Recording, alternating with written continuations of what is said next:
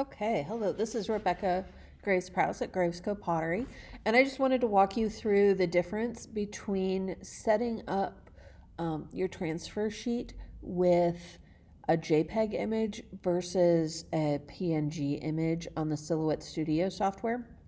So what I've done is I've actually dropped both of these onto my desktop. I'm going to start with the JPEG. We're going to drop that in here. And all you have to do to get your image onto the page is just drag and drop it. So you can open the folder that it's in and just drag and drop it onto the Silhouette software. It's really easy. You don't have to hold anything down when you're resizing. Like, you don't have to hold the shift key or anything. Just use the corners and drag and get it to the size that you want it. If you need to rotate it, you'll do that with this little arrow right here. Okay, so we've got that on the page. I'm going to click somewhere else and deselect it. You can see on top of the grid that it's an image with a white background because it's a JPEG. So what we need to do is actually trace this black image in order to get our cut line for printing and cutting. So what I'll do is select the image. I'm going to come over here, and if you hover over each of the things on the far right panel, it'll tell you what they're for. We're going to the one that is for tracing, and we're going to open the trace panel. We're going to select the trace area, and you just drag a box around what you want to trace. Make sure you get the whole thing in there. And we're going to do a solid fill. And we're going to trace the whole thing. If you wanted just the outer circle, you could just do the outer edge and it'll just do that. I want actually the detail because I want to cut out all of these little pieces inside the flower just so I can show you what's possible. So we're going to click trace. And now the entire image is traced. So you see how there's a red line on here now that wasn't there before? So we have two, let me scroll this over so you can see it. We have two things on top of each other right now. So this is the traced image. This is the original image with the white background. You can see it's covering up the grid. That's still a white background. So what I want to do is click that traced image, and we're going to come down to the offset. So click the offset panel. And the reason that we want to set an offset is we could use this as the cut line. So if you put our flower right back up on top, our logo, it's going to cut it exactly at the edge of the black line, which if there's any little wiggle in your paper when it goes into the Cameo Plus may not cut it quite accurately. I want to give it a little bit of wiggle room. So that's why we're going to do this offset. And the offset just means it's going to take that red line and bring it out further. So it's cutting out here instead of cutting up against the black. So we click the offset. Up here we're going to click, oops. I'm going to make sure we've got the right thing we're doing the offset on. We need to do the offset on this red piece here because that's what we traced. So click that, make sure that's selected. Click offset. Now do you see how you've got two sets of lines? The one that's further out is your offset, and then the inside one is the original. You can change how close or how far away that is. I usually like to do it at 0.025. Do whatever makes you happy and click apply. So the way that it is set right now is it will cut both of these lines, so I have to delete that original one. So just click on the original one and delete. Command Z will bring it back if you screw something up. Or you can take it away and bring it back in so you can see what's going on. You want to get that inside one. Okay, and then you're going to put your black right back over it. And you can use your arrow keys as well if you need to like really tweak where it goes, but that looks pretty good. So now we're going to print the black, and it's going to cut that red line right there. Let's say, for just the sake of giggles, we don't want it to cut that little piece right there. Click on the red line, right click, and we're going to release the compound path.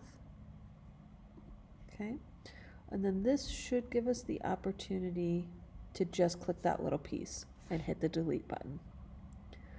So let's say you also don't want that little tiny bit in there. Oops. I'm gonna click right on the line. Okay, if you don't want that tiny little bit in there, click delete and it'll take it away. So now we've got quite a bit more simplified version. So this is now ready to print and cut. Now I want to show you how much easier it is if you have a PNG image. So if you're working with a client who's sending you an image, always ask for a PNG. It's just fewer steps for you. Or if you're creating an image yourself in black and white and you can do the PNG without the white background, it's definitely easier. So I'm going to grab the same logo as a PNG. We'll drop that in here. Once it's in, I'm going to resize it. And I'm going to leave this one a little bit bigger just so we can see the difference while we're working on it. We know that the bigger one is the PNG. So all I have to do for this one to do that outline is make sure you're on the offset panel, click offset, and it'll cut it. So you can see this one's got the white images on the inside. So it's only going to cut the outside. Like it's only cutting around the black. So there's different little quirks to learn with each variation of it. If you want to do all of those little details, you either need an image that doesn't have any white because it's cutting around the transparent, or you need an image that you're going to trace. So let's try one more. I'm going to go into my folder and pull the PNG of my logo. So let's pull this guy.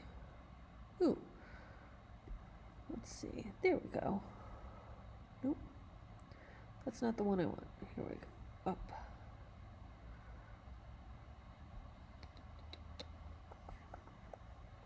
There we go.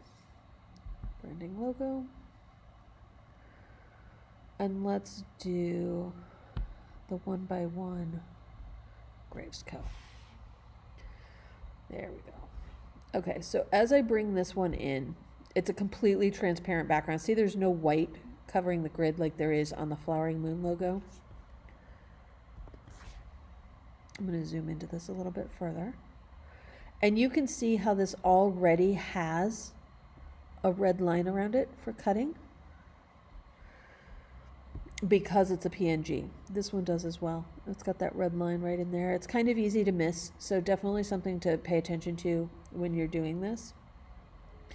I want to, first of all, make this a little bit smaller. This is pretty big. We don't need it that big. I don't have a pot big enough to put that on. Okay, there we go. So I'm going to do an offset on this. Click the little offset star, click offset. And I'm going to bring that in just a little bit more. Now, I don't want to get it to a point that I'm cutting out all of these little pieces because that'll just be kind of a challenge. So I'm going to go a little bit bigger than I normally do on this one. Just tweak that. Okay. So you can see I've still got one spot right there. I'm going to right click. I'm going to release the compound path. I'll click on that little guy. Oops. I'll click on just that little red spot and delete it so it won't cut there. Okay. So now we're ready to take this over to the printer and the cutter. So when I take it over to the send library, this one you can see there's the red cut line here, and then there's also the red cut line on the outside. We want to get rid of this inside one. So click on the black gray part here and do no cut. So now you see it's just the outside that it's going to cut. Same thing with this one. You've got a cut line here around the circle and you don't want it to cut twice. So click on the image itself and click no cut. And now you can see it's just got the one red cut line there. It's just got the one red cut line there.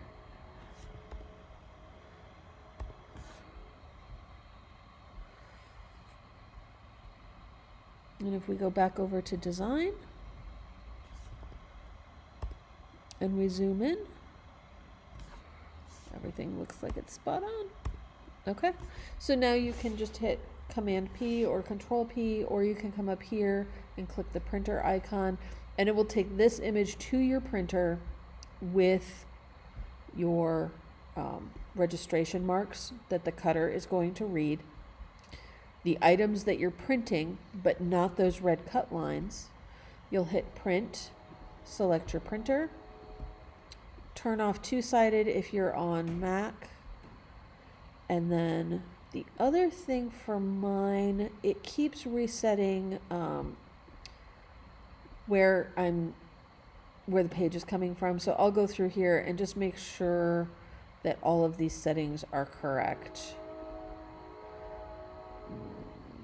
So I want it from the bypass tray. So I go to paper feed, turn it bypass tray. In some programs, this will let me set a preset where I don't have to do this manually. In the Silhouette software, I haven't figured out yet how to set that as a preset that it will save. If I figure that out though, I'll come back and show you. And then I click print, and it's gonna take it over to the printer, print this piece. Once it's printed, I will put this on my Silhouette mat. Make sure that I've got it lined up right in the top left corner. The mat itself has this little in-out arrow at the top and bottom, so you always know you're not putting the mat in sideways. And then you'll go over to send. You're going to choose your paper up here, which for this we're going to choose transfers, and you can actually just type transfer sheets. Oops, if I can spell. We're going to do image transfer paper. And what that's going to do, we're using the auto blade. It sets the force of the blade and the speed of the blade and everything for you. I have not had any problems with this setting. If you do, you can come in and manually adjust the speed or the force. So if it's cutting through too far, you can turn the force down. If it's not cutting enough, you can turn the force up right here in this section. Once you load, oh, and this is working on carriage 1. I'm not advanced enough yet at this point to use 2 carriages at a time, so that's something for the future we can explore. Right now I just ignore carriage 2. So what I'll do is load into the Silhouette my backing sticky sheet with my image on it. If you want to do a test on it and make sure that it's cutting through correctly, you have to manually use the arrows on the Silhouette to move the cutter blade so that it's like in a spot that doesn't really matter. Like I would do it over here, and it'll just do a teeny tiny little square with a tiny little triangle inside of it, and then it'll eject your sheet. And that's just to check to see if it's cutting through all the way and if it's cutting the way you want it to. I would recommend doing that the first couple times, just until you make sure you've got all of your settings exactly where you want them.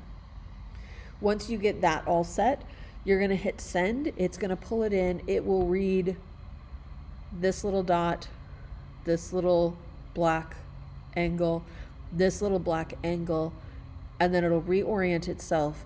It knows that where those 3 things are, it now knows where everything is on the page, and it will cut out exactly those little red lines, and that's it. And when you're done, you just peel it off and you're good to go.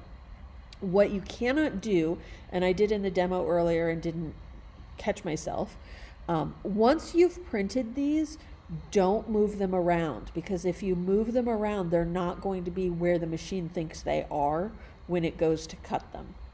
So if you nudge one of these images a little bit, it won't be in the right spot for cutting. So just something to keep in mind. Once you've got your design laid out and it's printed, no more adjustments or changes. Once you hit send, it cuts it, and you are good to go. Once I'm completely finished with an image, if I want to save it, just go right up here to the little save. You can save it to your computer, but you can also save it to the Silhouette library if you want to. So I tend to save things in my Dropbox folder so that they're in the same place for everything that I'm doing. But if you want to save it to the library, you absolutely can. And you can see my library here. I've got some of the things that are ready to go. So if I use my other computer, I can just grab it right from the library and cut and print, or print and cut, and I'm good to go. So that is how you lay it out, and a couple of different ways that you can set up those offset cuts. I hope if you decide to play with this that you enjoy it, and you can actually go get the Silhouette Studio software and play with this first before you even pull the trigger, and see if you like using the software, how it feels to you. And there are loads of videos on how to do things on YouTube with the Silhouette cutter. I recommend watching some of those tutorials before you really dive in. The hardest thing for me was learning all of the language that's used for it. So what we're doing here is called print and cut. There are some people who are doing tutorials for stickers, which would be the same thing. So it might give you even more ideas of how to use this and different ways that you can use the cutter with the print and cut process. That's everything. I'm signing off. If you have any questions, just shoot me a message over on Instagram. I am Gravesco on Instagram. It's GRAV as in Victor, ESCO, just like it shows right down there on my logo. Hope to see you soon. Thanks.